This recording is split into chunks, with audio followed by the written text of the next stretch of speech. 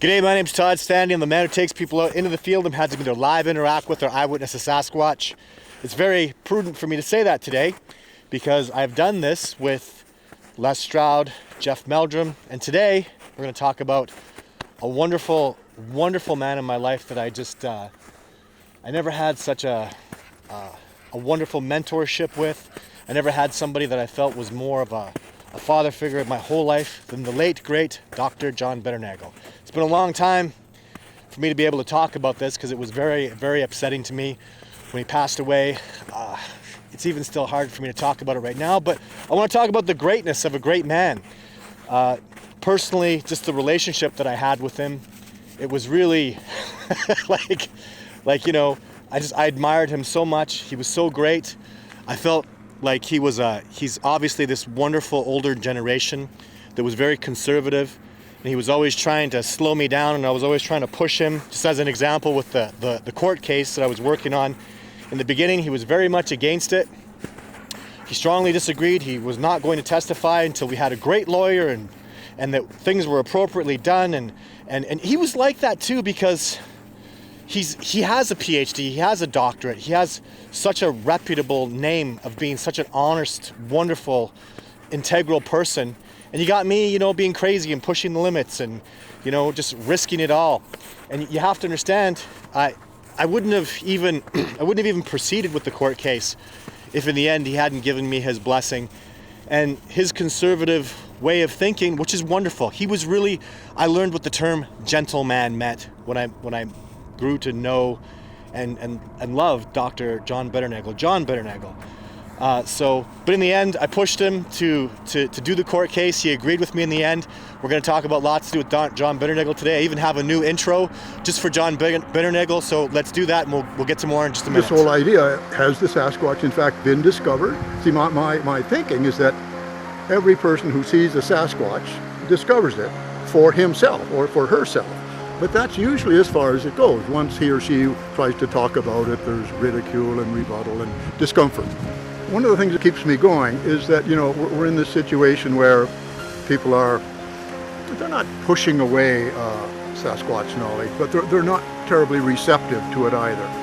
And then we're finally going to have this acknowledgement of the discovery. And then people are going to ask, gee, where was the scientific discussion leading up to it? Where was the dialogue? Where were the scientific papers pointing in this direction? And I guess that's what some of us have been trying to do. Todd Standing has produced films that have been largely ignored, and I've written books that have been largely ignored, and I've been unable to get evidence presented at scientific conferences. And there's just been this scientific resistance to the whole idea of the Sasquatch as an existing North American mammal. And I guess that's what we're about, is trying to change that. This show today is dedicated to the late, great Dr. John Bindernagel, wildlife biologist, PhD. I'll talk about some of the stuff, and there's my Bigfoot North radio that you're going to see after this, an interview that Jeff Meldrum and I conducted with John Bindernagel. It was really wonderful. Don't pay attention to the Bigfoot North and all that stuff. It's all gone. I don't do that stuff anymore. I don't have that website, but John Bindernagel, wow. Here's a really cool story that Jeff told me about John once. Really helped some, because if you don't know Jeff Meldrum, he's literally, I'm pretty sure, if I'm not mistaken, he's a Boy Scout instructor. And Jeff Meldrum is he is a gentleman. He's very honest. He's very integral. He's just a really wonderful, good, gentle man. And so you put Jeff Meldrum, and they got flown out to Russia, and they were putting together, some people put together these Sasquatch tracks or urine or whatever the heck it was, and they were trying to make a big deal about it, and it was fake. They were fake tracks. And as soon as Jeff and John got there, they caught on that this was fake. So Jeff, remember, Boy Scout, wonderful gentleman, never saw him swear. I mean, I've been out in the bush and spent nights out with Jeff Meldrum and really tested his character, and he never failed. He never has. I can't say enough to do with integrity about that professor of Idaho State University of Anatomy and Anthropology. So these two men are out there, and they know this is fake and this is all BS. They got flown out, the comp meals and stuff, whatever. And so Jeff takes a Cliff Bar, because they're saying fake tracks and all this fake stuff. And the two of them, they're kind of rolling their eyes. Okay, we get this is all fake. I don't know. We're just going to smile and nod. So Jeff takes a Cliff Bar and rolls it up and throws it over by maybe where one of the tracks are. And then all these people come walking over, and Jeff goes, oh my goodness, look, it's Yeren scat. And he picks up the Cliff Bar and he eats it. And so it's funny, right? But not John. Oh no, he didn't appreciate Jeff mocking them. He didn't appreciate, John did not appreciate that at all. Because, there's still some seriousness. They are paying for it. There is airplanes, and he doesn't want to mock these people that are obviously frauds. So, as good and honest and as gentleman as Jeff Meldrum was, John Bindernagel was still another level of I don't want to try to sound, it's like wholesome. Like I remember seeing John get angry once. I spent a lot more time with John. I did more stuff with him. And I remember seeing him get angry once. There's a couple of meatheads that are the next generations of Rene DeHindens. And Rene DeHinden called John and Grover Krantz PH dummies. Rene DeHinden, what do you want me to say about him? Just not a nice guy. And his descendants are a couple of smoking, sucking on pipes and putting on weight and eating lots of KFC. Yeah, you're going to do, no education, no respect for science, no respect for tracking. I don't know what they respect, really. And so anyways, these men had deceived John, and I had proven that to him. It was basically to do with Randy, another colleague of mine. And John got angry, where he gently bumped his fist on the dash of my truck. He said, goodness gracious, I'm so upset with these people. Oh, he says, I can't even speak. So, and he didn't speak for about 5 minutes when he realized that these people had been deceiving him and lying to him. And so he went to his hotel and he wrote me a letter apologizing to me for how inappropriate that was for him to have lost his temper like that. And if I didn't want to work with him anymore, he would understand, because I expect a certain level of professionalism. And it was like this big, long letter. I still have it. And I'm just like, I went, John, you gently bumped your fist on the dash of my truck while I was driving, and you said, goodness gracious, you're upset. He didn't even swear, but he felt that he needed to apologize. Well, you really got to get to the point where you understand this is a gentle, wonderful man of integrity and honor. And it was such a pleasure to know him. He actually passed away when I was with Ed Brown and Claudia Ackley in California, and I just filmed a Sasquatch that's coming up in my next documentary. Just some mediocre footage. The story and the events are pretty impressive, that what happened there. But yeah, you can ask. I mean, when he passed away there, what happened was actually I started doing my work there in California, and I was out in the bush a lot. And what happened was my family didn't tell me because they needed to finish what I was doing. And when I was done with the expeditions and with the time out there, they sat me in a room and told me that he passed away. It was really hard. But anyhow, just I think very highly of the man. Here's his interview. Enjoy. And after his interview, this is the Bigfoot North radio interview with Jeff and I got a really cool story that I've never told anybody about. So a real high tension moment between me and John. So stay tuned after the interview, and I'll get into that. Welcome to Bigfoot North with your hosts, Todd Standing and Dr. Jeff Meldrum. Our show explores the remote, unknown wildernesses of the world to discover new species of relic hominids, considered by many to be the most man-like primates on the planet. Now, here are the hosts of Bigfoot North, Todd Standing and Dr. Jeff Meldrum. Good day, everyone. I'm Todd Standing. Today on our show, we have somebody I'm a big fan of. I've always looked up to his work. He's written several books on the subject of Sasquatch. It's Dr. John Bindernagel. Thanks for coming on our show today, Dr. Bindernagel. Hi, Todd. Thanks very much. Hi, Jeff. Hi, John. So, like we always do, I'd like to get right into it. I've actually spent time with both of you in the field, so it was spectacular having you come out to one of my research sites last year, John. I learned so much about you; it was amazing. I guess first, I'd like to start off the show with why do you live? Maybe tell us a little bit about yourself and why you live in Vancouver Island specifically. Okay. Try to keep this brief. Yeah, I'm a wildlife biologist by profession. Grew up basically in Eastern Canada, Ontario. Worked almost around the world with United Nations for a number of years earlier on in my profession. And then when it came time to settle, by which time I had developed an interest in the Sasquatch, I chose Vancouver Island as a nice place to live, lots of wildlife, and some Sasquatch sightings to follow up on. And I thought it was interesting, too, because, when I talked to you about it, and I think you've really convinced me and made me into a believer, I feel, as you said, one of the most likely places or one of the best habitats in North America would be Vancouver Island. Maybe talk a little bit more about that, if you don't mind. Well, yes, I think the whole western coast of North America, from sort of maybe northern Oregon through Washington, certainly all of British Columbia, including Vancouver Island, both sides, up into southeast Alaska. One day, when I finally accept the Sasquatch as existing, I think we'll find that this is by far the richest habitat, where they have the smallest home range, where it's relatively easy for them to persist. And we have some evidence of that just by the success of Aboriginal people on the coast having done so very well here and had time to develop art. Awesome. Exactly. Maybe that area. Go ahead, Jeff.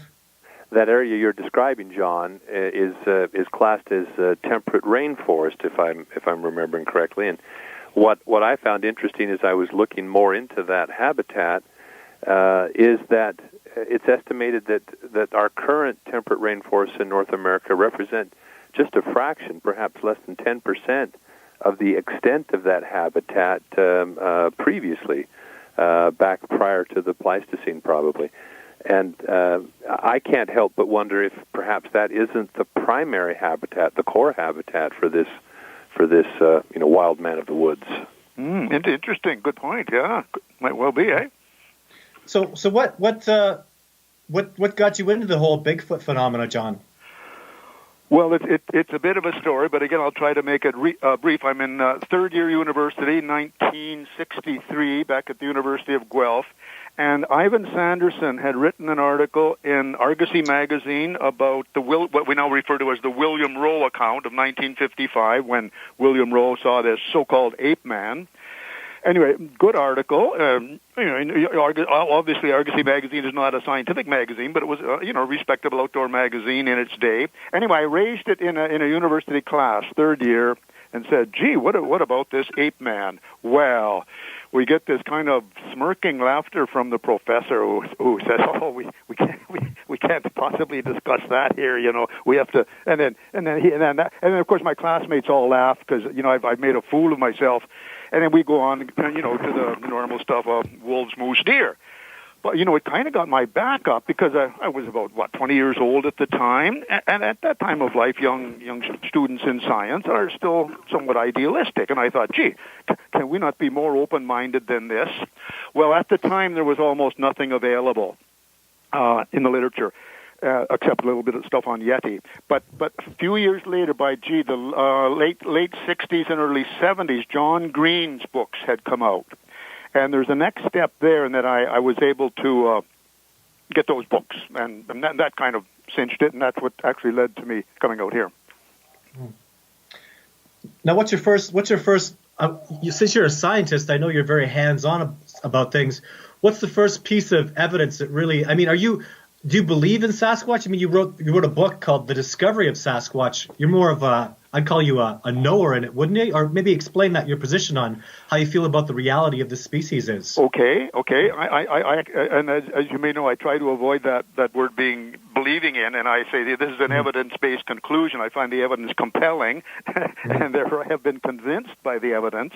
And it's very interesting because when we did move to British Columbia in 1975 to start a career here, I had to be I don't know if I had to be very quiet. I chose to be very quiet about my interest in the Sasquatch because I wanted to be employable and be respectable, and it was and it remains actually a taboo subject amongst wildlife biologists here.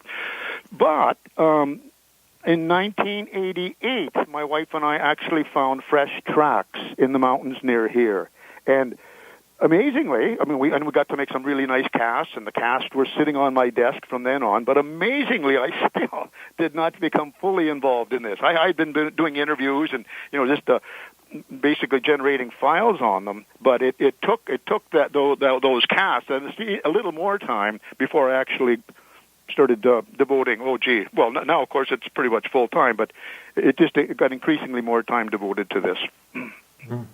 Have you seen those tracks, Jeff? I have had the privilege of looking at those very carefully, and yeah, they're quite impressive. It's it's interesting how we both sort of became hooked on this, and in some ways, John, excuse me if I put thoughts in your mouth, but for me anyway, having had that experience with footprints firsthand in the field really was kind of a touchstone. I mean, that was an anchor for the commitment to pursue this question, at least for me. Mm-hmm. Mm-hmm. Yeah, awesome. Yeah, me too. So, you've written 2 books, John.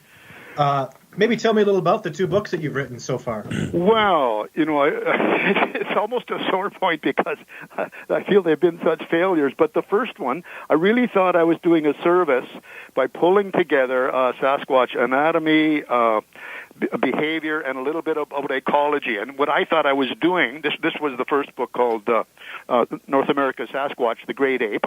I showed how ape-like, the anatomy was, and also the behavior. And I really thought, I'm pulling together a lot of this disparate data and evidence which should be helpful to people.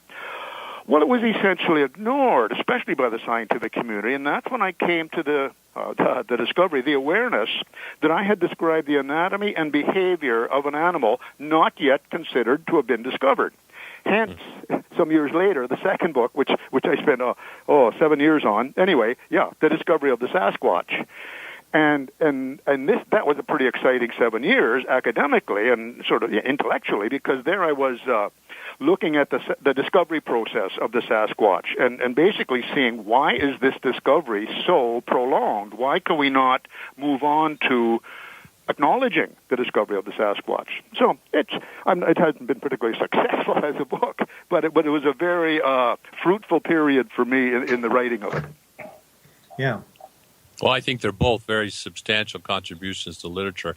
As an anthropologist, I was impressed that you were able to navigate that that literature in a specialty that was outside of your principal sphere, and do it extremely expertly. I mean, no one would ever suspect that you weren't extremely versed and career-wise had grown up familiar with that body of literature, and it was very helpful for me to orient my thinking to that point of view that we were dealing probably almost certainly with a large primate, a large ape. Yeah. As opposed to something much more akin to the human family, and likewise the second book. I mean, I point to that repeatedly as a model of the frustration, or not the frustration. Well, yes, the frustration, the challenge. Not frustration on your part, but just the frustration of trying to deal with a phenomenon that the ideological skeptics, such as Michael Shermer, state is unscientific until you have a body, which is the most unscientific statement that I think I've ever heard. But in any case, that it does a really good job of showing the epistemology of the subject, how it is that we gain that knowledge, how the ongoing process and struggle to try to find a place for this body of data in the absence of conclusive, definitive proof. Good. Well, thanks, Jeff. That's very very helpful. It's encouraging, especially coming from you. Yeah. I do make the point. That we're merely at this point still merely trying to attract the attention of our scientific colleagues. To the evidence. Yeah. Anyway. Right. Yeah. Frustration is a good word on several levels. Yeah. Well, and I think, it's almost a cliche throughout history. Everybody who's ever done anything great was faced with these really profound challenges. So, and even I mean, this body of work that you did, John, it's absolutely wonderful. The book is amazing. Anybody I've talked to about the book just has nothing but great things to say about it. You have and when you talk about ignored, I'm a little confused. Even you had Dr. Jane Goodall spoke of it. George Shallard. Yeah. Well, I got a few endorsements, right? Thanks. Yeah. Mm-hmm. Yeah, it's wonderful. And although I understand the importance of it too, in that it's a hypothesis has to be theorized before you can go and disprove or prove it, because there's a few points in your book that we've talked about, like the nose example that you talk about, where it's you talk about the nose being more like a gorilla or a chimpanzee, and I see it as more of like a man's nose that comes out. It's those discussions that start up really important points that need to be discussed. Yeah, actually, that is a good point, because these questions do remain. I've heard many witnesses talk about these outward-facing nostrils, and now I see your video of the face, and it's not like that at all. I'm thinking, my goodness, is there variation? Is one of us wrong? It's an open question, and probably will remain so for a while. So, John, as a point of clarification, we talked about this back when Robert Bateman's painting of the British Columbia Sasquatch, graced the pages of Beautiful BC in the article that you wrote, that very, very nice article. And that was one of my first reactions when I saw Bateman's painting, is he had given it a very pongid nose, and we were discussing that, and you had made the comment that much of your eyewitness testimony seemed to point in that direction. But yet, when I go through your book, The Discovery of Sasquatch, which I did just a few minutes before the program to refresh my memory on it, under anatomical features and the nose, the only 2 or 3 times that it's mentioned, it's rather ambiguous, because it's typically described as flat and broad. Now, when you use the term flat and broad, does that mean, are you implying forward-directed nostrils, or just a nose that has very little protruding bridge? Well, near as I can tell, and of course I'm just referring to eyewitnesses here. Yes, flat and broad, and with basically an outward-facing nostrils, which keeps coming up. Unfortunately, I did not have that kind of detailed input when Robert Bateman did the painting. It was kind of sent to me as a fait accompli. Oh, I see. Yeah, okay. and I also, I'm not even sure if at that time, I'm not sure when that was, if I had some of the more recent reports describing the nose. So it wasn't something that I really picked up on then. Yeah. Well, that's interesting, because there have been different interpretations of the Patterson-Gimlin film. That one particular frame that has been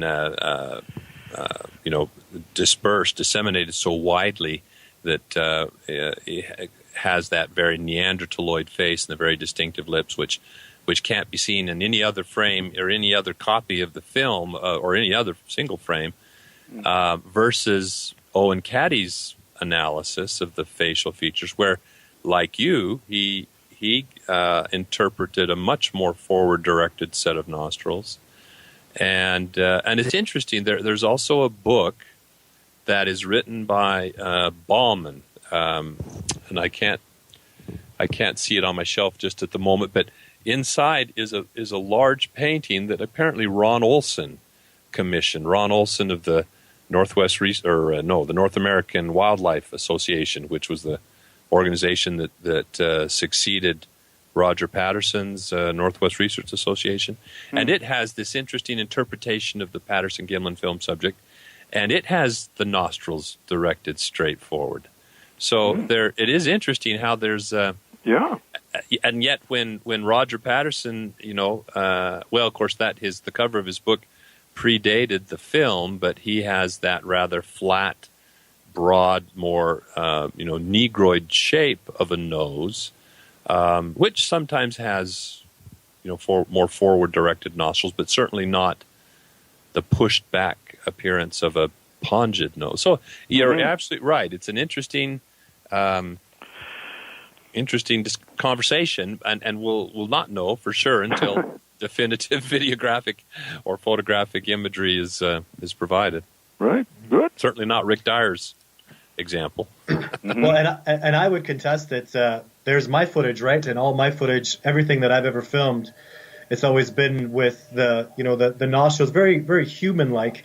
And in fact, with all the people that I've interviewed over the years and spoken to, I have not met anybody who's had a sighting that didn't show me those same sort of, the nostrils that match the Sasquatch that I've filmed. So, very interesting topic.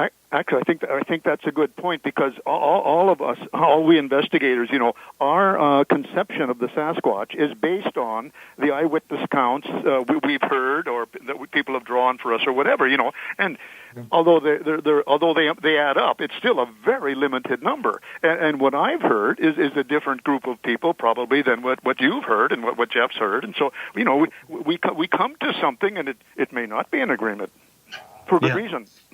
So we're going to take a short break here, but I actually have a really good question, and I think I'd like you to answer after the break, John. You told me that you did potentially have a Sasquatch sighting, so I'd like to talk about that a little bit more when we come back after the break here on Bigfoot North with Todd Standing and Jeff Meldrum. Guest today is John Bindernagel. When we come back.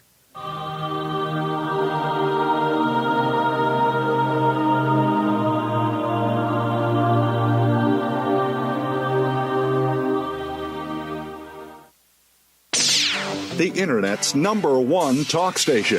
Number one talk station. VoiceAmerica.com.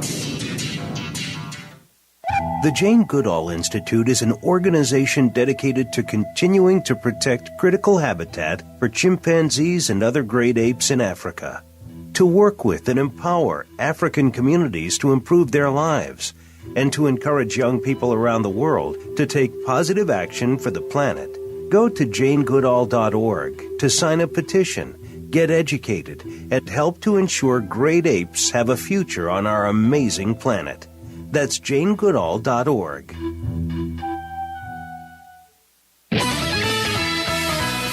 There are over 140 million products manufactured worldwide. It is impossible to know the ingredients in these products, especially those made overseas. Stan Salat Jr., President and CEO of the HSF Mark and the Counterfeit Mark Alliance, is the host of People to People, working together for your safety. Stan believes in our right to know the type and amount of hazardous materials in consumer products and whether they are counterfeit. Find out how you can protect yourself every Tuesday at 2 p.m. Pacific Time, 5 p.m. Eastern on Voice America Variety.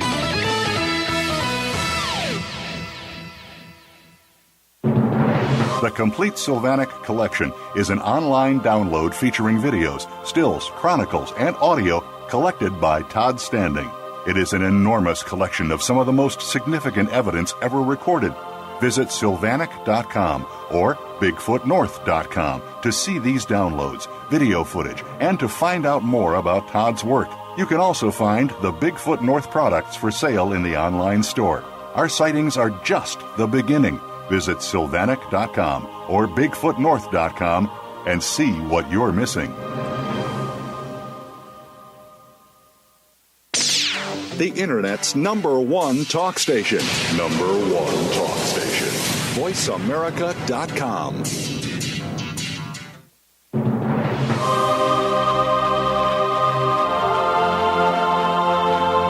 You are listening to Bigfoot North. If you have a comment about our program or a question for Todd Standing or Dr. Jeff Meldrum, please send an email to info@bigfootnorth.com. That's info@bigfootnorth.com. Now, back to the show.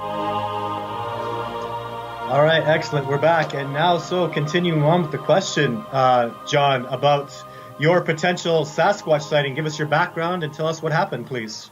Okay, well, I think I know both of you, and I think many of the listeners as well are aware of the Erickson project. Adrian Erickson, who funded a project back east. I don't know how much he divulges about the location, but anyway, it's in an eastern state.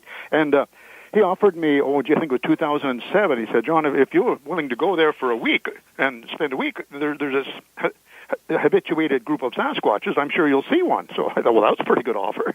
So I did go there, and on about the third or fourth day, I got called from the motel out to the place where there had been some habituation going on, some feeding, and a number of sightings and some tracks. Anyway, and there in a kind of a hedgerow along a fence line facing a field, there was an upright, dark-colored mammal just standing there, rocking slowly back and forth, pretty largely obscured by vegetation. I could see a shoulder and a head. And anyway, so they thought, well, maybe they could draw it out, and so the woman who had been feeding them went out with some pancakes or something. And anyway, it didn't work. It didn't come forward. And instead, it turned around and walked smartly away bipedally, and its arm came up, and that was pretty interesting. It's kind of as you might swing an arm really briskly, just kind of on takeoff. So that was it. And there's I think. Dennis Voll got some footage of it, not great footage, handheld through a window. We're looking out of a house. And, I keep being faulted because people say, well, if you've seen one, you must talk about that more. Well, it wasn't a great sighting. And if anyone saw that footage and said, gee, if Bindernagel accepts the existence of the Sasquatch based on that, he's out to lunch. And I'd almost agree, because it was not a good sighting. So I tend not to dwell on it. I mean, it was very nice, and because I accept the Sasquatch as existing, I accept that was a Sasquatch there, knowing the history and all that background. But it's not something I would bring forward like a really good track cast or something like that. Does that make sense? Yeah, absolutely. I mean, you can't support that with 100%, but it was just what people have to understand too is it's after so many years. How many years have you been doing this, John? Well, I started in 1963, and it didn't really get into the field for a little while after that. But I mean, there's been some large gaps in there, and the sitting around in the office writing the book wasn't great. So I don't know how much field time I've actually put in. Mm. But it's piece by piece by piece that brings you to. I mean, that's how you put things together, scientifically for in the form of evidence. So, you had a question, Jeff, about where John had been recently.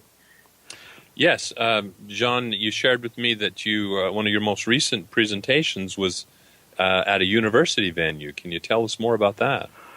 Well, I can, and this was a seminar series that the university was putting on for students and the public. It's a University of Vancouver Island in Nanaimo. Used to be called Malaspina University.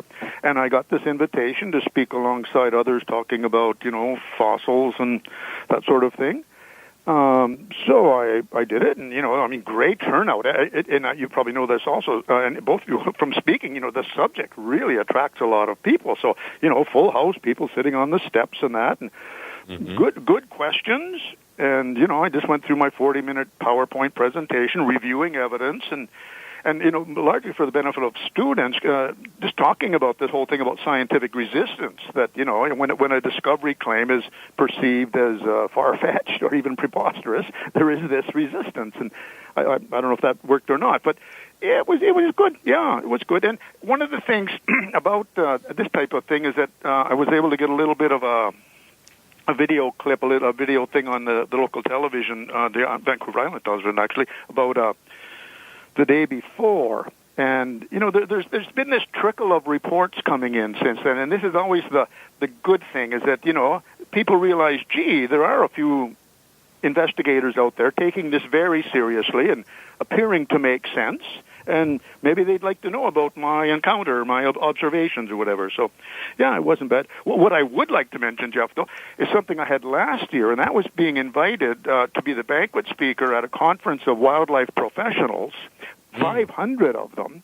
Oh. And, again, I gave that my PowerPoint presentation, and that was quite remarkable because there was almost no reaction. It was just almost no question. There was a few comments the next day, and it was from students, because I had talked about being skeptical or agnostic on the subject. And a couple of students said, gee, I think I might have moved, based on your presentation, from being a skeptic to an agnostic. And that is that instead of saying, no way, I can't accept that this thing could possibly exist, I'm now saying, gee, maybe I don't have enough information. Maybe it could exist and I wouldn't necessarily know about it. So we're still in this process. most definitely. Now, is there some way that people can contact you, especially on Vancouver Island, where they can get a hold of you and tell you about, report their sightings and whatnot? I've got to get back to work on my website. I think I've got my email address up there. That's what I try to do. But I get phone calls. I don't know how I am in the phone book for Courtney, Comox Valley, where I live. but Just look me up. That's old school. I'm obviously I should be a little more like you, Todd, a little more promotional, and making my efforts known. And but I don't do that very well. But I should, because I keep saying to people, I am running out of time here. I do want to get on with this. I do want to still be around when we do have acknowledgement of the discovery. So I should probably work a little harder at making it happen, or helping make it happen anyway. Yeah, definitely. Yeah. Well, and your website it does seem a little bit old school. Is there an email address? Your website, if anybody's interested, I just put up a John Bindernagel video, part 1 of 3, and I made sure that on the video that's on the Sylvanic Bigfoot YouTube page, it's got his website, bigfootbiologist.org. Is that what it is, John? That's right. Yeah, that's it. Yeah, it is old school, and I am going to get some work done. I am going to start adding some blogs. Yeah. I know. I haven't been with it in social media, but I am trying. Mm-hmm. No, we should get you on Facebook. That too. Yeah. And by the way, thank you for the enhancement you did on the thing I put up, the Sasquatch Illustrated lecture. Yeah, it's a great video. People are really responding well to it, and actually, you can actually look at the comments across the bottom, because it's a very well liked. Excellent presentation, and I think people are going to like the other 2 that are coming up right away. So, well, that's good. I wouldn't want to read too many negative comments. I feel I've had enough rejection in my life which is why I often don't invite comments. Well, you want to get rejection. You want to get real. The people that come out of the woodwork, film the video, and then put it up and see what happens. Because believe me, I know what that's like. Sorry, it's not funny. It seemed humorous. Well, yeah, it is. It's a little bit humorous, but I actually have been doing a lot of work with you recently. Your footage you're one of the stars of the feature documentary Bigfoot North with Jeff, myself, and Sonia. So I think you're going to get a good notoriety from that. I love the way working with you and Jeff. Probably, I mean, besides the scientific know-how, the wonderful perspectives that you both provided, what people can really learn from both of you is your lack of hostility, your lack of, I mean, you guys, Jeff would bang his knee and he'd go, oh goodness, instead of the younger people you do stuff with. And it's a little bit funny, but you both are such, I want to, like, wholesome, like Boy Scouts in the way you do things. And I feel that's, I mean, I want to teach that to my son. I wish more people, these young up and comers would be a lot more like that. We've lost that good, wholesome, honest perspective on things, and it's really it's a big concern for me. But yeah. But anyhow, well, sorry, that's a good comment. I'll just an aside there. Doing that second book, and it, the whole thing about discovery of the Sasquatch, I learned to be more well, you wouldn't know it to hear me speak, but I have learned to be more philosophical. Knowing how many medical discoveries, for example, that we take for granted now, what they went through and what the early pioneers working on them went through. It was, there was a lot of discoveries that were quite prolonged in being acknowledged. So, as I say, that gives me a more philosophical perspective, which should reduce the frustration. And then sometimes it does, and sometimes it doesn't. Anyway. Yeah, it's quite an uphill battle. Yeah. Well, it's difficult to have patience when, and especially in the field of science, where you would expect the adherents to have some sense of the history of their own fields, and yet if they did, they would recognize that this process, which is repeated time and time again. If history teaches us anything, it's that in spite of the conservatism of science, there's a constant cycle of paradigm shifting discoveries that are made, and so to sit and clutch to your own narrow worldview with such tenacity. Yeah, there you go. That's it, tenacity, and not have an open mind to possibilities, to at least look at the evidence. I mean, that's why my greatest frustration comes from individuals who adopt a dogmatic opinion of something that is not based upon an evaluation of evidence. So my own colleagues, the ones that know the least about what I do are usually those that have the strongest opinion, and often negative, about the merits of what I do. Yeah. And that's extremely aggravating, because you would expect scientists to be more progressive thinkers than the way so many behave and act. Yeah. Yeah, that's good, Jeff, because I know you go through this so much more, even more than I do. And I always tell people, when people ask about your work, I say, Jeff Meldrum, he's got, there's this great collection at Idaho State University in Jeff Meldrum's lab, and he can't get his colleagues from down the hall to come and look at his evidence. At least that's what you told me when that was the case. Maybe it's improved.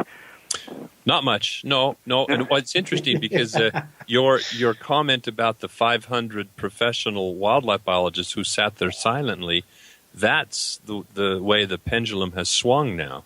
When you have, as you do as well, the endorsement of individuals like Jane Goodall and George Schaller and so forth, it's that kind of blunts the ignorant type of criticism that often rears its head.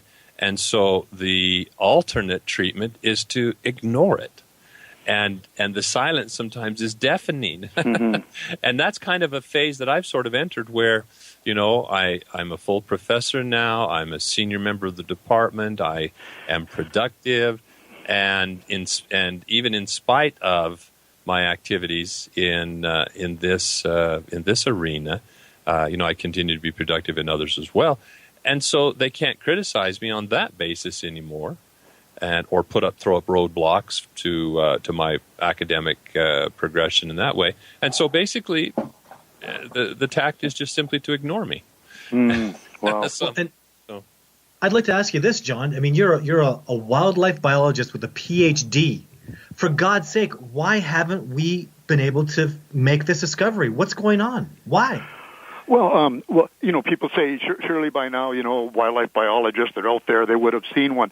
Well, I got an interesting story about a young biologist seeing when he was out with Joe Bielart, and he just would not even talk to anyone about it. He said, "You want me to commit career suicide right while I'm just getting started? No way." And so there's this taboo, and there's a lot of stuff in philosophy of science, that we go with, it's referred to as prevailing knowledge, but as someone wisely pointed out, a lot of it's merely prevailing opinion, and that's the safe way to go. Well, Jeff was kind of alluding to that.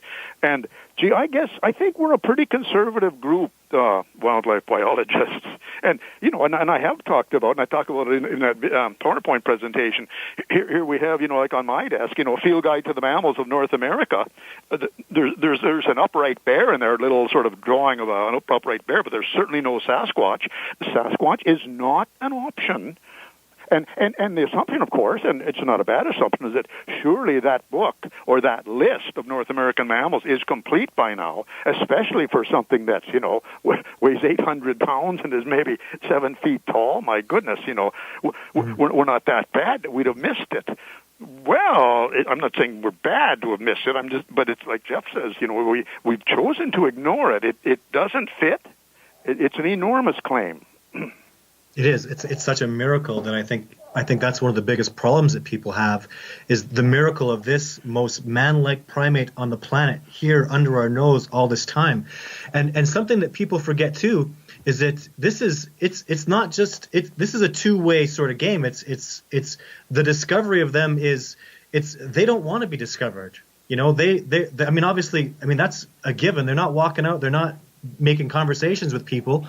And if they're obviously not trying, they're successfully evading us, then it's almost this, I hate to say it, like a competition for what we want to do to prove their existence. And what I believe we're up against is a species that is so intelligent and so exceptional when it comes to tracking. They're so amazing in their environment. They've taken it to such a level that I think at the end of the day, I remember you talking about it, John. We're trying to save people's bacon because we know they're real, and at the end of the day, people are going to ask when the discovery comes out, where was the the scientific discussion, right? That's right. So that's right, and that's why it's good that Jeff and I both stick around, so that we can say, well, we have been trying, folks, and something I'm doing now. I'm digging out some of these old documentaries from the 1990s, and what's embarrassing is that what I'm saying now isn't a whole lot different from what I was saying then. I mean, we've made so little progress. Anyway. Yeah, it feels that way. But I think by the inroads, even though the progress is slow, there has been some refinement and some advances and some validation of some of the evidence. And I think even though they don't publicize their interest, there are more and more academics, and I have lots of behind the scenes types of stories that seem to indicate that. That they are sitting up and taking a little bit of notice, and especially the younger generation that has not been as fully indoctrinated or as entrenched in their thinking.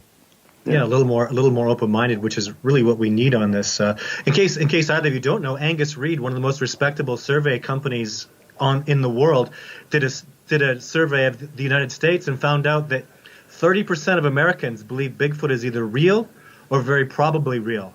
So that means there's 100 million Americans that would check, I believe Bigfoot is either real or very probably real. And that was profound to me when I learned that. So when we come back, we'll have some more questions and talk again a little more with our guest today, Dr. John Bindernagel.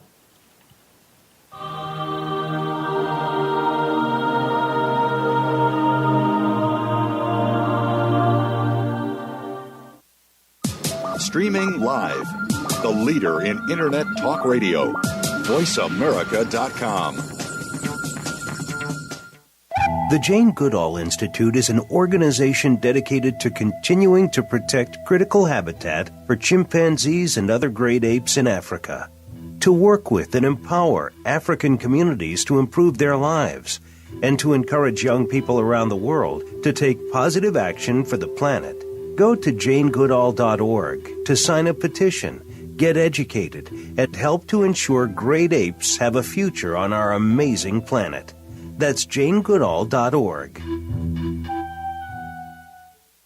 Conservation starts with us. Learn about environmental concerns each week when you tune in to Our Wild World with host Ellie Weiss. Our show centers on Africa each week and what's being done to save our wildlife, ecology, and ourselves. However, we'll also discuss what's going on closer to home. And most importantly, we'll let you know what can be done in our own backyards by featuring guest experts and featuring your questions and answers. Listen every Monday morning at 8 a.m. Pacific Time, 11 a.m. Eastern Time on the Voice America Variety Channel. The Complete Sylvanic Collection is an online download featuring videos, stills, chronicles, and audio collected by Todd Standing. It is an enormous collection of some of the most significant evidence ever recorded.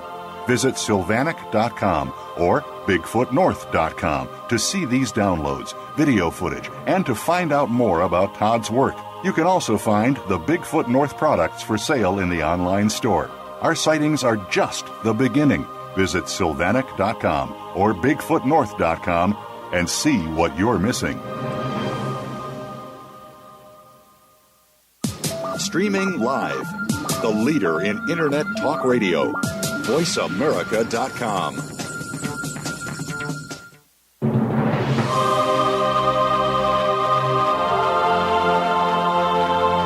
You are listening to Bigfoot North. If you have a comment about our program or a question for Todd Standing or Dr. Jeff Meldrum, please send an email to info@bigfootnorth.com. That's info@bigfootnorth.com. Now, back to the show. So we're back. So Jeff, you had something you wanted to talk to John about, the project you're both? Yes, Yeah, I was ahead. just going to mention John and I have a joint engagement coming up in about a month. One of the documentary film crews that I've been working with on a rather extended project is undertaking to do some experiments with some drone technology. And so this we're linking up with John up in British Columbia, and using not as ambitious a set of technology as the Falcon project had in mind with the Aurora, but yet nevertheless it'll be an opportunity to demonstrate just what drones can and can't do in a more forested type of environment. What are the limitations? What types of wildlife can be identified? We'll do some experiments with human subjects, and I'm really excited about it. I think it'll be a great pilot study. Yeah, should be interesting. And I'm tremendously interested in that as well, for the work that we're doing. John has seen, obviously it's not a secret, I work with drones as well, and John was quite impressed with my drones when he came out into the field with me, to say the least, I would think. Is that not correct, John? I was very impressed, to the point, as you recall, of me trying to do the in-office, what do you call that there, anyway, it didn't work for me. I haven't played enough video games to actually operate one, but I was very impressed with yours in the field. Yeah. So why don't we talk a little bit about that, your experience with meeting me, and was it 10 days that we spent together? It was quite a bit of time, I think. Yeah, about a week anyway. Yeah. What were your impressions? How did things go? Tell me a little bit about it. Well, it was great for me. Oh, you're asking me that, yeah? Yeah, absolutely. Yeah. Please. It was great for me. Well, you're getting to know you better, of course, and spending time with you spend time with a guy in the field, you get to know each other fairly well. We're spending all that time together, and it was nice for me being back in that foothill lodgepole pine country again, which I have spent time in the past in my wildlife work, but not for years and years. So that was pretty interesting. Seeing tracks of some of the big game there, elk and moose, wolf. That was good. Seeing the habitat. And potentially some Sasquatch tracks as well, a few of? We saw those impressions in the moss, which could well have been Sasquatch tracks. See, I'm always so conservative about some of these things, because Jeff has this lab full of really good track casts, and I've even got maybe a dozen really good track casts, and if those are not being not just accepted, people aren't, our colleagues aren't willing to scrutinize them. So I'm reluctant to raise, these impressions in moss where you tend not to get toe definition. So, although I accept that they probably are Sasquatch tracks, I just don't raise them. Well, and what I really enjoyed about, this was our first meeting, was how skeptical you were in the beginning, and even adversarial about the breaks that I was showing you in the structures. And in time, after days and days of being out there, I feel like, I, at the end of it, maybe you want to talk about that a little bit, how your perspectives kind of changed. Well, you're right. I hope I wasn't adversarial. Because I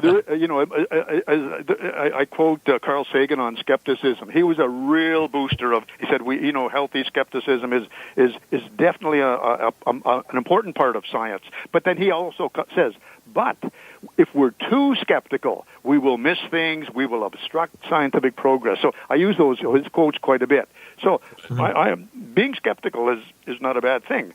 We just have to remain be willing for that skepticism to be overturned. And so I did have these questions. Those structures. I still don't know about those structures. Sure. Just because I know we have other evidence, which to me is more compelling. But I did take your point that they only occurred in certain areas, and they weren't really widespread. So they may well be Sasquatch related. Excellent. Good. And what about the things like the apples being taken and stuff like that? How did you feel about those circumstances? I don't know. It was this that one day. We came back and there were two ravens leaving, and we did find one apple which had been That's right. And but that doesn't say that anything about the others. So, and I know Jeff knows that. Maybe he does it himself.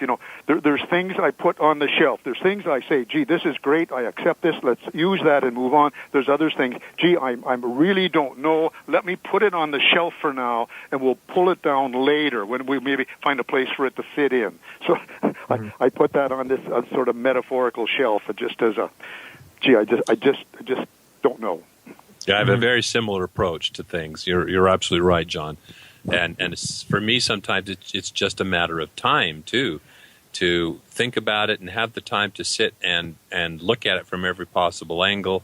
I'm continually amazed at new insights that jump out at me, even from these footprint casts that have been, kicking around here in my lab, figuratively speaking, for the last, almost 18 years in some cases.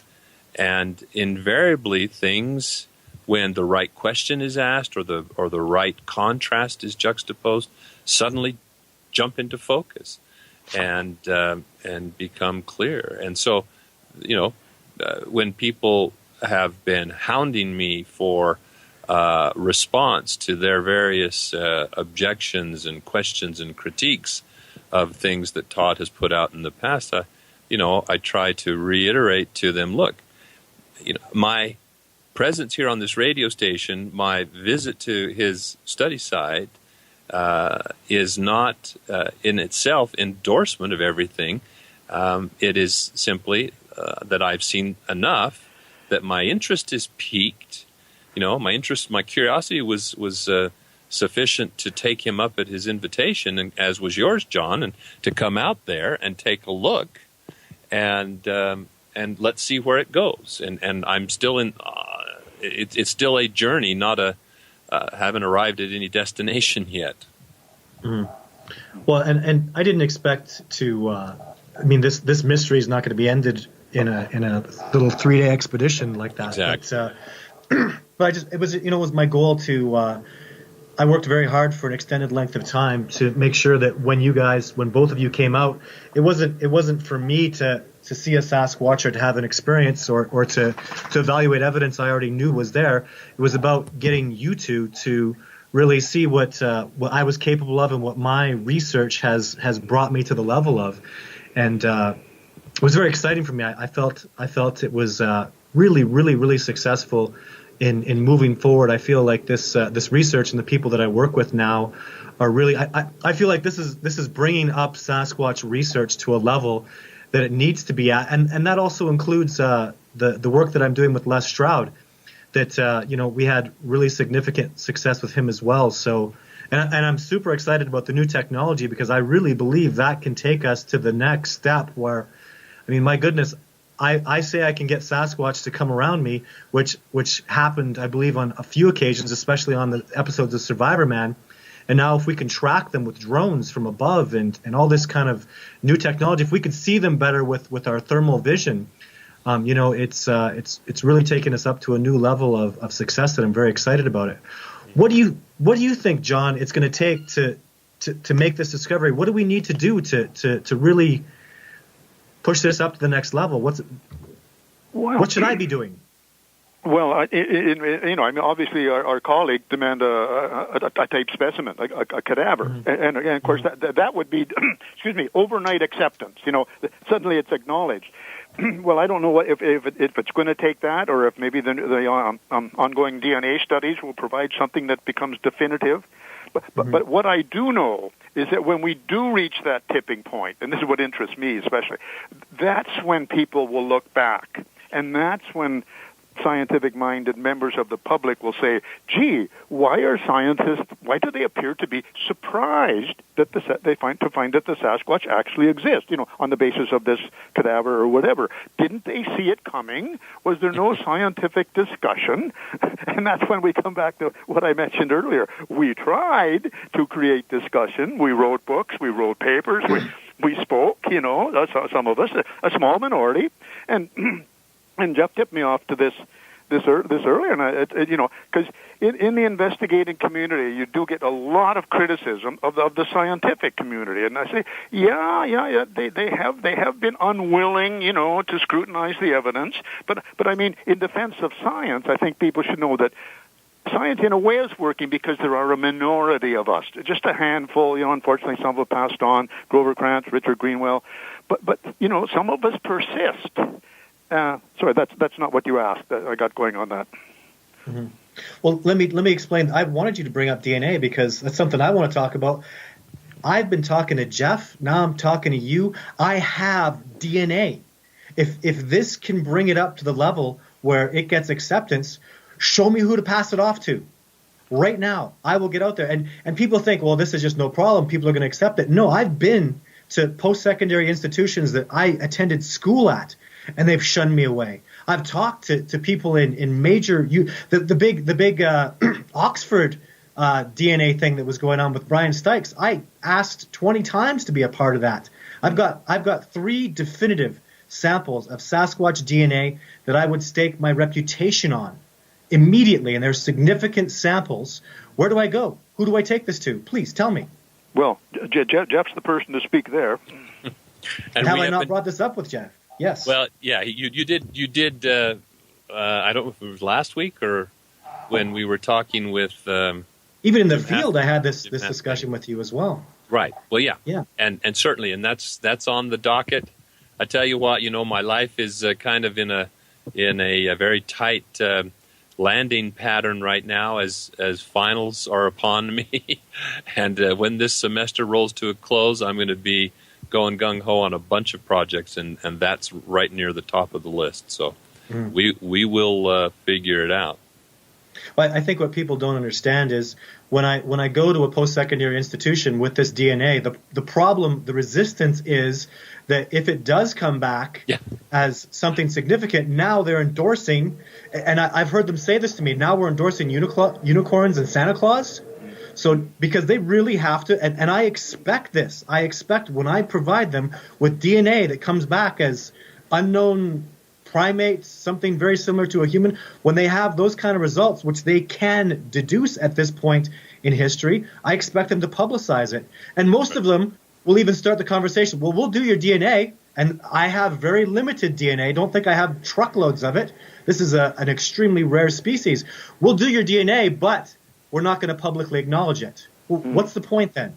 And that is the roadblock for me, is you have to publicly acknowledge it after. Yeah. They won't do it.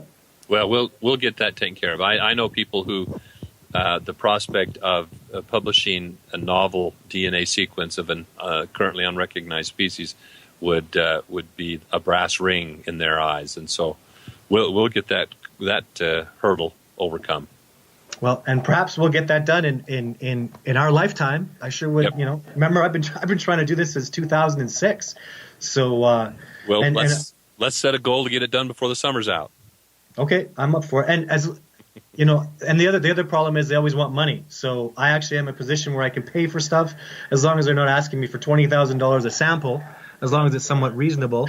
That's the other roadblock that I've had. So, well, it's been great talking to you, John. What's the future for you, John? My pleasure. What's next for you, real quick? Oh, what's next for me? Well, that drone project that Jeff mentioned, and I've got my own camera projects going here. Just right now with the trail cameras, getting deer and elk. But that's always a good project, and you never know what else could walk into my view sometime. Yep. Excellent. Well, so we've been talking with John Bindernagel, the author of Discovery of Sasquatch and the author of the North America's Great Ape, the Sasquatch. Excellent books. If you ever have a time to have a read through them, they're a wonderful read. I highly recommend them for the Sasquatch enthusiast. And anything else you'd like to say, Jeff? No, it's been a pleasure, John. It's as always, and look forward to seeing you in a few weeks' time. Yes. Well, thank you, Jeff, and thanks very much, Todd. I've enjoyed this. You're welcome, and I look forward to getting you both out into the field again with me this year over a greater extended length of time to have even better success. I'm really looking forward to that. So that's it for us today. Thank you very much for tuning in to Bigfoot North, and stay tuned for next week when we'll have more exciting Sasquatch talk. Very good. So long, everyone. Well, I hope you enjoyed that interview. It was so awesome doing that show with Jeff Meldrum and I. That show was one of the top. It was the top radio show on the top. It was the top radio internet show in the world, and we just couldn't. I don't know, funding and money and everything, and Jeff being so busy. Unfortunately, we just stopped doing the show. But yeah, loved it. It was wonderful. So, what an experience I had. Probably, I've had some pretty tense experiences with John, but this one was from in the movie Discovering Bigfoot. So what happened is, obviously, if you've seen the movie, On the first day that John came, Jeff Meldrum had already been there for 3 days, and Jeff had heard the Sasquatch chirping sound that led to his sighting, and even the crashing, bashing around of a Sasquatch in the bush that was all substantiated with tracks and whatnot. So John's first night there, I mean, he knows Jeff Meldrum, and Jeff was very skeptical when he first met me. Not so much when he left after he'd seen a Sasquatch, obviously. A lot of people are like that. I actually really appreciate it. I appreciate skepticism. And obviously, you know, Jeff saw the Sasquatch, and John was sitting there for the whole thing. But you must understand that John never heard the Sasquatch chirp that day that Jeff Meldrum had a sighting. And he never heard the smashing, crashing around the bush. And it was those sounds that led Jeff to have his sighting, to led Jeff to really be strongly convinced that he'd seen a Sasquatch. So, and my tracking skills to John at the time, I mean, you have to earn someone's respect. You have to earn, you know, you just have to earn everything. You don't give stuff away. So the day after that Jeff saw the Sasquatch, I went and found tracks, and these were not like, they were just tracker tracks. They were tracker tracks that I saw the way the Sasquatch was moving. When Jeff told us to go look in a certain spot, I didn't find tracks there. I found them in a different spot, and then months later, it added up. But during the time, John was very skeptical about me, and John was out with me for at least 5 days, maybe 6. But in those first 3 days, it was actually on day 4, we had a Sasquatch come around, and he was very skeptical about the tracks and stuff. He was starting to get it. Like we'd seen moose tracks. I was teaching him about what I knew. Again, he's a wonderful mentor of mine. But when it comes to boots on the ground tracking, there's just a different level that I'm at from other people. And until I showed him, hey, these are moose tracks. Hey, the moose is going to go over there. It's going to go down here. We're going to pick up his track way over there. And all this stuff would be happening. And he'd be like, well, you're not training moose. How do you know how it's going to move? That's tracking. Tracking is understanding how a species thinks, where a species is going to move towards food, towards sunlight, towards bedding. And it's all those things that made me eventually earn his trust and respect. But that was really, it was really on day 5 that I think it sunk into him that I really was this stuff. I really can do these things. Unfortunately, it was day 4 that he had the live interaction with the Sasquatch that in the documentary is substantiated by a track. And what's multiply painful about it was it's so much about what you hear. And his hearing was annihilated because when he was a wildlife biologist, he would shoot animals and tranquilize them and even shoot them to kill them to get specimens and study them. And he used the gun and he would blow out one eardrum. When this eardrum was deaf, he'd keep shooting in this side, then this eardrum went deaf. Just what they did old school. So he was very, very hard of hearing. It was really difficult for him to hear things. And when you're dealing with circumstances that Jeff Meldrum heard that chirp that led to a Sasquatch, he didn't hear the chirp, he didn't hear the Sasquatch. And the night that I was alone with him, I only had one night vision, a very impressive night vision, high level military grade night vision that only the military had access to at that time. And anyways, so when the Sasquatch was approaching on his, I'm pretty sure he had a sighting, but what happened was, in all honesty, so the Sasquatch were approaching, and as I talked about in the documentary, they were smashing branches and breaking trees. You couldn't hear any of it. And the Sasquatch, for God's sake, I could literally hear the Sasquatch breathing. I heard him going, he couldn't hear that. I mean, you're hearing this at about 40 yards, but when you're out in the wilderness like we were, it's just dead silent. Not only could I hear him smashing and crashing and breaking branches, I heard him and I was trying to point him in the direction. And what happened with John was I was literally like yelling at him. He's right there. He's right there.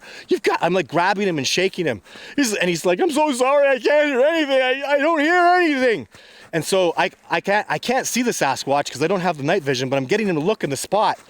And I remember him kind of going, oh, and kind of looking away. I'm like, what did you see? And then he says, you know, he just kind of went a little white in the face and he got scared. He took a few steps back. And I asked him again, what did you see? And as he turned, he goes, I need to look again. And as he turned, the Sasquatch made a pounding chirp sound. Whew, like it was, no bird can do that. It was very deep. And it literally bounced off our chests. And we heard a big thud right at the same time. And I asked him, did you hear that? And he stopped putting the night vision, stopped going to look back. And then he said, Yes, I definitively heard that. And then we talked about that for a minute, and then I could literally hear the Sasquatch run off. And I was like, oh, I hear it again, look. And he put the night vision back up. And by that time, obviously, it was too late. So, and then when I talked to him about it later, you know, he said that there was something there. And, but, you know, it could have been a small mammal. He saw something moving. And then for God's sake, but you have to understand. So he saw something moving. It scared him because it was so bloody close. And you got to be, nobody out there can say anything bad about that. That Sasquatch was 25 yards away. Anybody is going to look at that is going to go, huh, just like he did. And there was nothing else there but a Sasquatch. So he saw a piece of a Sasquatch or something to do with the Sasquatch. It was low to the ground. It was a small Sasquatch because if you look in the documentary, the footprint was small, like what we were looking at, 8 inches. It's in the movie. So that's the Sasquatch that was out there for sure. And, you know, afterwards, obviously, he knew that. It just took, even he had to go home and think about it and come back and talk to me. So we sat down alone. He's like, you know, I can't really talk about it because it could have been a small mammal moving low to the ground. And he said, I really don't remember. It was a very panicking moment. I had put a lot of stress on him, and it was my fault. I was putting a lot of stress. I mean, for God's sake, there's a bloody Sasquatch coming. He's breaking trees and you can't hear it. You know, and I'm just, and he hadn't let me know very well how hard of hearing he actually was. And he heard none of that. And if you can't hear out there, guys, you're in so much trouble. I mean, this discovery is so much sound orientated. You gotta be able to hear. It's absolutely imperative. Some of the best researchers I work with have incredible hearing. And he had terrible, terrible hearing. So it was very frustrating. But clearly he had a live interaction at the very least, which was substantiated by busted trees and a track. So, you know, really awesome, very impressive stuff. And it's really those situations, we went through a few more of those like that. And it really helped build our relationship where we learned to trust each other. Him being very conservative, very cautious about everything he do. He would never say something. That's why he felt it was uncomfortable for him to ever publicly really talk about what he could have seen that might have been a small mammal moving around. You know, he didn't see enough. And since he didn't look after and the panicking of the situation, we were both just shocked and you know, stunned and overwhelmed. It's true. We were. It was crazy. So we weren't very scientific. I'm not like that so much anymore. Now I would have calmed down and done more. Even when Jeff Meldrum had his Sasquatch, there were a lot of things that I did that were very irresponsible in all of our parts that we could have done more. But with Jeff Meldrum, though, I have to say it was very, as he said, very fortuitous that he left that time and I had to go find the trackway. That really helped us. It was irresponsible, but our own irresponsible mannerisms and the way we did things ended up helping substantiate the discovery and the sighting that he'd had even more so. Because I was independently looking for a trackway from something I didn't see. As you know, and if you watch my documentary, you'll see all that.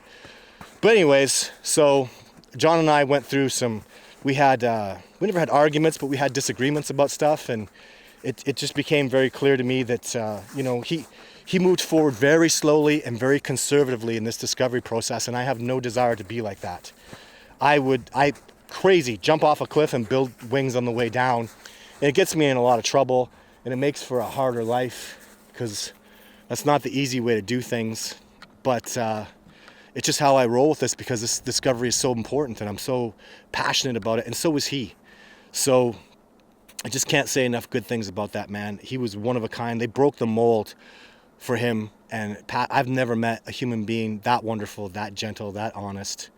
Just his son is not following in his footsteps. He was a devoted husband to his one wife that he married, devoted to her his whole life. Just everything about the man just is a level of integrity that it really breaks my heart to think that people just aren't like that anymore. Or were they ever like that? Was he just such a one-of-a-kind gentleman, honest, intelligent? I don't know. The only critique I would ever say about him is just the lack of pushing the buttons of society, of falling in line and trying to do things in the way that science wants you to move forward. If we wait for science, man, we're in deep trouble. They are too conservative for this, and John Bindernagel is an example of that. So yeah, just if you ever got to know him, any little bit you got to talk to him, you would just see the gentleness and the wonderful person that he absolutely is. And just admired him so immensely. I feel like I want to be more like John Bindernagel. I wish people would be more like John Bindernagel, because the world would be such a better place. He was that wonderful. He was that amazing. And I tremendously miss him so much. And I remember the day that he said to me, "I hope that this discovery happens in my lifetime." And I remember thinking, well, of course it will. Of course you'll see that. He was freaking healthy, people. Like, man, he was fit. I've seen men that are 50, 60 years old that couldn't keep up with him. I had that guy hiking when he was 70, so he was slim and had great endurance, and he was very brave. He spent nights out in the bush with me, and, he really had it where it counted.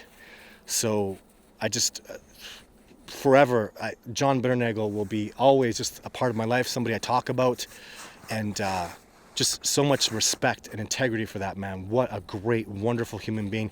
I think there's a lot of discourse and hostility in the Bigfoot community, as they call it. Is it even really that?